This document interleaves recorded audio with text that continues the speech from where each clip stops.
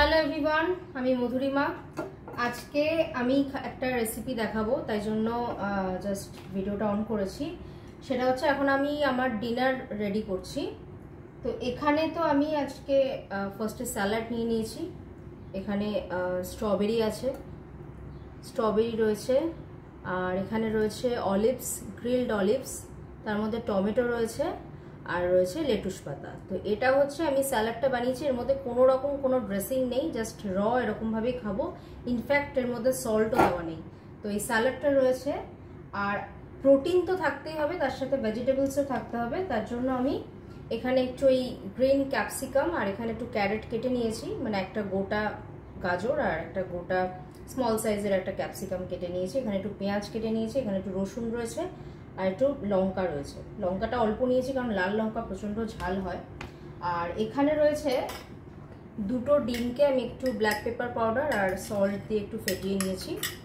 For protein, for fibre, minerals সব কিছু। আর এর মধ্যেও প্রচুর ফাইবার রয়েছে, ভাইটামিনস রয়েছে, মিনারেলস রয়েছে, সব কিছু রয়েছে এর মধ্যে। এবার যেটা করব, প্যান তো নিয়ে নিয়েছি। আজকে আমি এটা তেল দিয়ে বানাবো, মানে তোমাদেরকে দেখাবো যে কতটা তেল দিয়ে রান্না করা যায় এবং খাওয়া উচিত কতটা তেল দিয়ে। তাওয়াটা গরম হয়ে গেছে, ফ্লেম একদম কমানো। এর উপর দেবো এখন সর্ষের তেল। আমি দেব একদম সামান্য সর্ষের তেল। এই যে এইটুকু তেলেই আমি রান্নাটা করব। জেনারেলি আমি তেল ছাড়াই খাই, তোমাদেরকে অনেকগুলো রেসিপির আগে আমি দেখিয়েছি যে উইদাউট, পুরো মানে অয়েল ফ্রি। তবে আজকে আমি দেখাচ্ছি এই কারণে যে তেল ছাড়া কইটুকু তেলে রান্না করা যায়, আর কতটা তেল সাধারণত সুস্থ থাকতে গেলে, ভালো থাকতে গেলে পরে খাওয়া উচিত। আচ্ছা, এর মধ্যে এখন আমি তেলটা হালকা গরম হয়ে গেছে, এখন দিয়ে দেব এই যে একটুখানি জিরে দিচ্ছি ফর ফ্লেভার।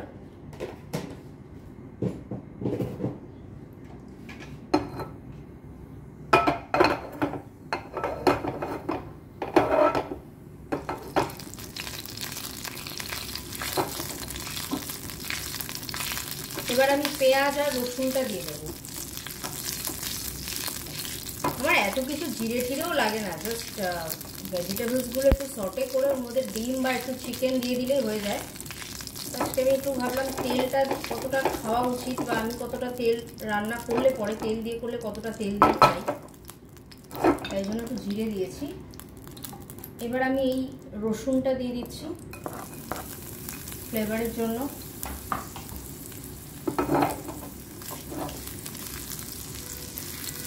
এখানে আমি দুটো ছোট স্মল সাইজের জাস্ট গার্লিকের স্লাইস নিয়েছিলাম।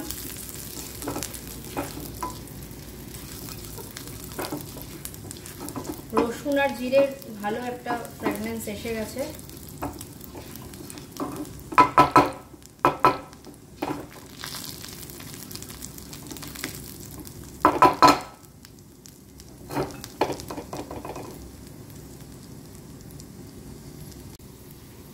এবার দিয়ে দেব পেঁয়াজটা।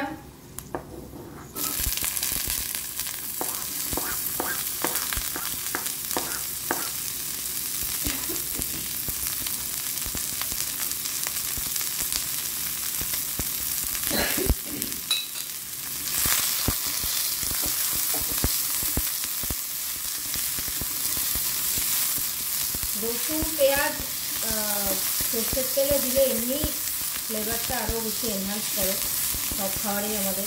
পেঁয়াজ রসুন দিলে এমনি রান্নার টেস্টটা বাড়িয়ে দেয়। তার মধ্যে সেটা যদি মাস্টার্ড অয়েল হয়তো। তারপর আমি আবার একটু জিরে দিয়েছি।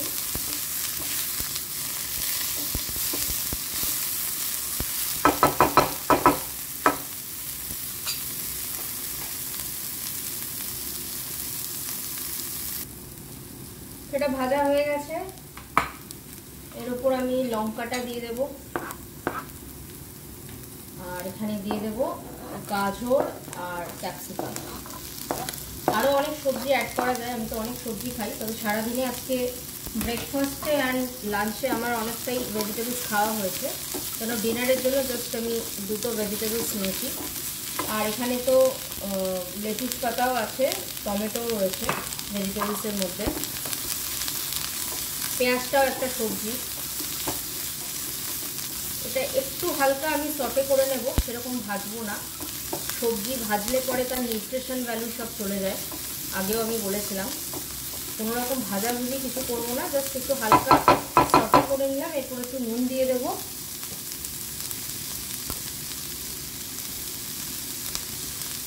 ডিমে নুন দেওয়াই আছে, তাই জন্য জাস্ট সেটাতে আমি অল্প একটু নুন দিচ্ছি।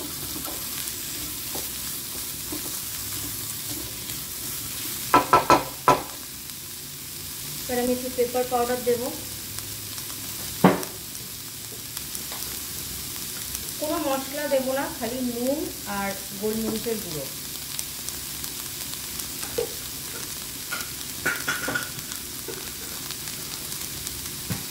আর জিরে তো আগেই ফোড়নে দিয়েছি, দেখেছো।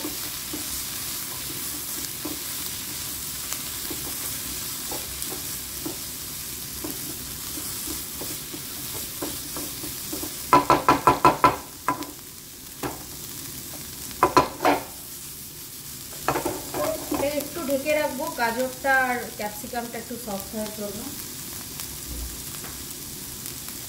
কিছুক্ষণের জন্য একটু ঢেকে রাখলাম। একদম লো ফ্লেমেই রান্নাটা হচ্ছে পুরো।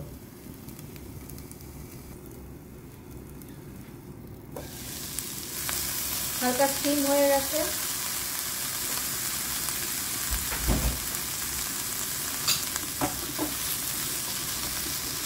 যত কম তেলে, কম ফ্লেমে, কম প্রসেস করে রান্না করবে, তত সেটা শরীরের পুষ্টি দেবে, সেটার তত বেশি হেলথ বেনিফিটস। তার সাথে মশলা ঝাল যত কম খাবে। যারা ওয়েট লস করতে চাইছো, যারা ওয়েট লস করতে চাইছো না, তাদের সবার জন্য এরকম ধরনের খাবার খাওয়া ভালো। বাচ্চাদেরকেও, যাদের বাড়িতে বাচ্চা আছে, বাচ্চা থাকার পরেও যত কম তেল মশলায় রান্না করা যাবে, কম প্রসেস করে রান্না করে দেওয়া যাবে, তাদের জন্য অনেক বেনিফিটস। সবার জন্য ভালো এরকম খাওয়া। আচ্ছা, এবার আমি দিয়ে দেবো হচ্ছে ডিমটা। এর উপরে ডিমটা দিয়ে দেবো।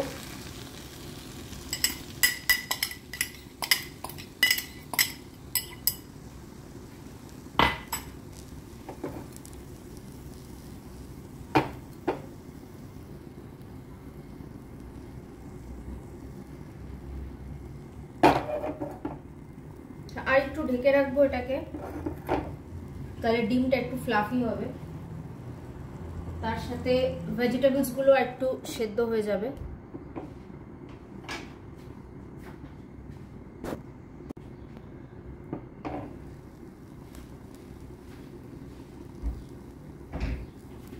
বেশ অনেকটা হয়ে গেছে এটা পুরো। দেখো, লো ফ্লেমেই কিন্তু ভেজিটেবলসের সাথে ডিমটা রান্না হয়ে গেল।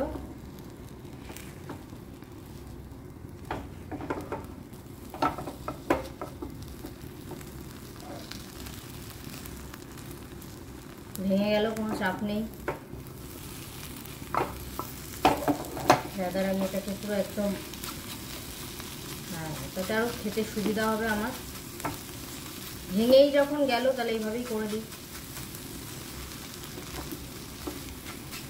সে তো সব পেটেই যাবে, কোনো অসুবিধা নেই। তো আমার কিন্তু হয়ে গেছে, সবজিগুলো সেদ্ধ হয়ে গেছে, ডিমটাও হয়ে গেছে। দেখতে পারলে একটু ঢেকে দিলে কি হয়, ডিমটা বেশ ফ্লাফি হয় আর তাড়াতাড়ি হয়ে যায়।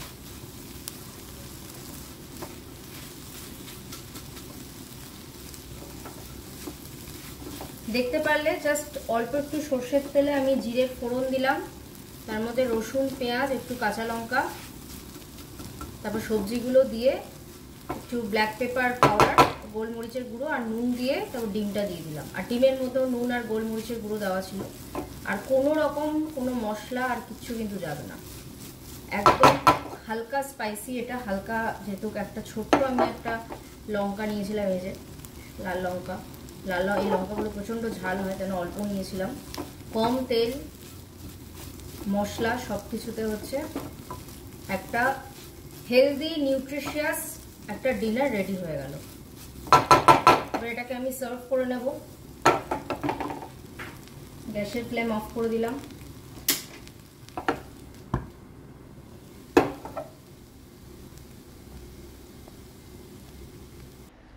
ঘড়িতে টাইম হচ্ছে এখন সন্ধ্যে 6:30, আর এদিকে আমার ডিনারও রেডি। তো আমি এখন ডিনারটা করব।